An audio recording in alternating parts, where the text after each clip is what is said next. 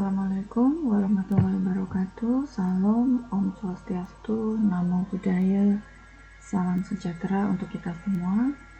Semoga kita semua dalam keadaan sehat pada saat ini. Kita berjumpa lagi. Pada video kali ini saya akan menerangkan di sini dari judulnya ada join product and buy product. Video yang kali ini akan khusus membahas mengenai join product atau dalam bahasa Indonesia produk bersama. Baik, kita masuk ke terminologi join cost dulu. Jadi nanti dalam allocation untuk join produk atau join cost ada beberapa istilah baru yang teman-teman akan kenal, yaitu join cost atau biaya bersama, split off point, itu titik di mana proses produksi menghasilkan dua atau beberapa jenis produk, ya, yang disebut dengan joint product itu tadi. Terus variable cost atau biaya untuk memproses lebih lanjut biaya tambahan dari joint product itu diolah lagi, nah itu namanya variable cost. Untuk join produk atau produk bersama allocation ini, alokasi biaya bersama itu ada beberapa metode. Yang pertama menggunakan market based atau harga pasar, itu ada 3: sales value at split off, NRV, net realizable value, kemudian constant gross margin percentage, NRV. Yang pertama itu adalah metode sales value at split off dengan metode nilai penjualan pada split off. Jadi kita menggunakan nilai penjualan untuk keseluruhan proses produksi, ya, untuk menghitung percentage-nya. Jadi kita tidak memperdulikan inventory-nya. Di soal ini ada disediakan data untuk join cost-nya adalah $400.000. Untuk join produknya yang dihasilkan dari proses produksi ini itu menghasilkan produk krim dan produk liquid skim. Kita akan mengolah 110.000 galon susu cair, ya. Nah, masalahnya di sini adalah berapa sih nanti yang dibebankan ke dalam harga pokok krim, berapa harga pokok liquidnya gitu kan, untuk biaya raw materialnya. Nah, masalahnya karena kita tidak tahu berapa bersihnya yang digunakan untuk krim dan liquid skim, karena ini satu proses produksi menghasilkan dua jenis produk, maka menggunakan metode joint cost allocation ini.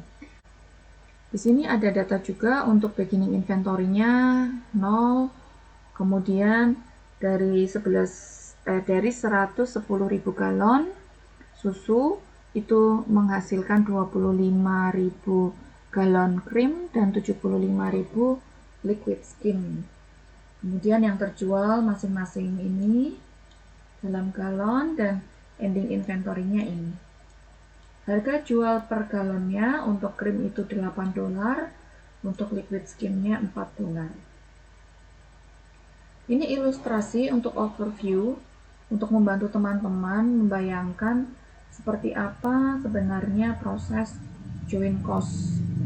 Jadi ini ada raw milk 110.000 galon, kita proses ke dalam proses produksi.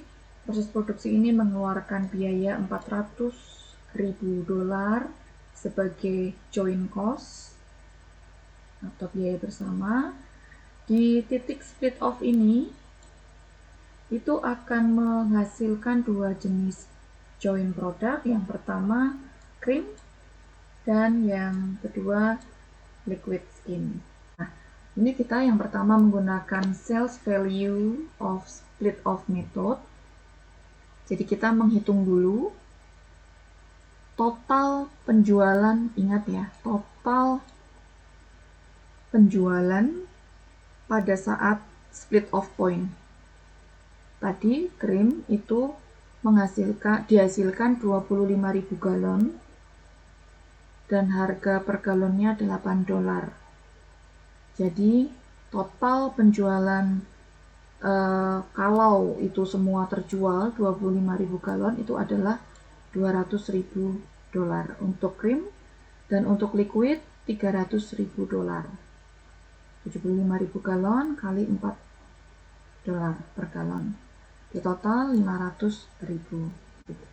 Kita ngambil proporsi seperti chapter-chapter sebelumnya, jadi tinggal 200.000 dibagi dengan 500 itu adalah penjumlahannya, sama dengan 40%, atau di sini di buku Anda dituliskan 0,40.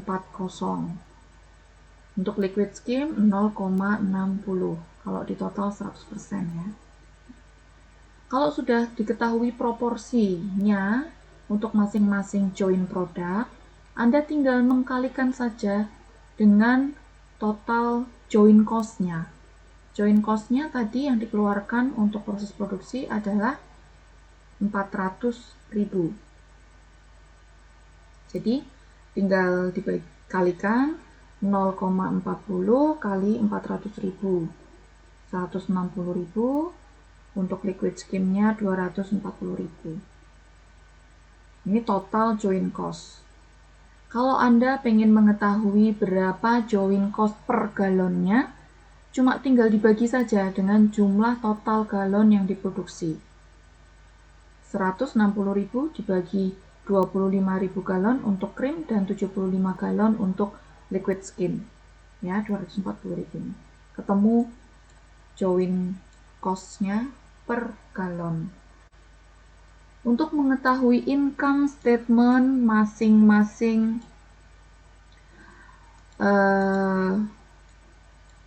produk, join produk. Nih.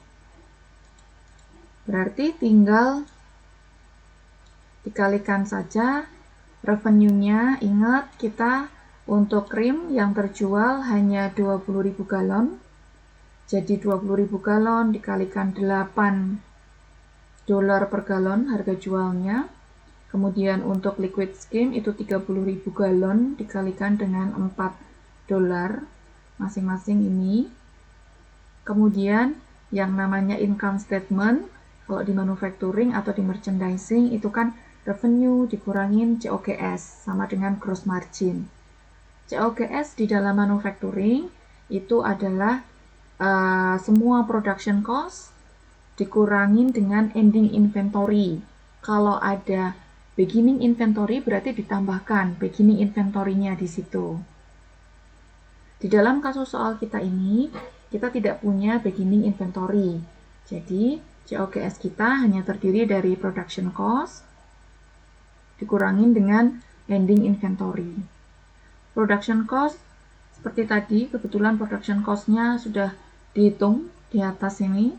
Untuk krim adalah 160, untuk liquid skim 240. Kemudian dikurangin dengan ending inventory masing-masing join produk. Krim tadi menghasilkan 25.000 galon, terjual hanya 20.000, berarti sisa galonnya adalah 5.000 galon. Dikalikan dengan join cost-nya, dijumlah, kemudian revenue dikurangin COGS, jadi yang namanya gross margin untuk krim dan liquid skim. Untuk menghitung gross margin percentage-nya, ini juga seperti waktu Anda di semester 1 di akuntansi keuangan dasar 1. Kalau ditanya berapa persentasi gross margin-nya, cuma tinggal dibagi ya, gross margin dibagi dengan sales-nya. Jadi ini 32.000 dibagi dengan 160.000 untuk krim, hasilnya 20%. Seperti itu. Jadi kalau misalnya kita di perusahaan tuh ada data mengenai harga jual pada saat split off, harga jual krim dan liquid skim misal sudah ketahui di pasar itu harganya berapa per galonnya, maka perusahaan bisa mempertimbangkan untuk menggunakan sales value at split off. Sekian video pertama di chapter 16 ini mengenai joint cost allocation. Terima kasih.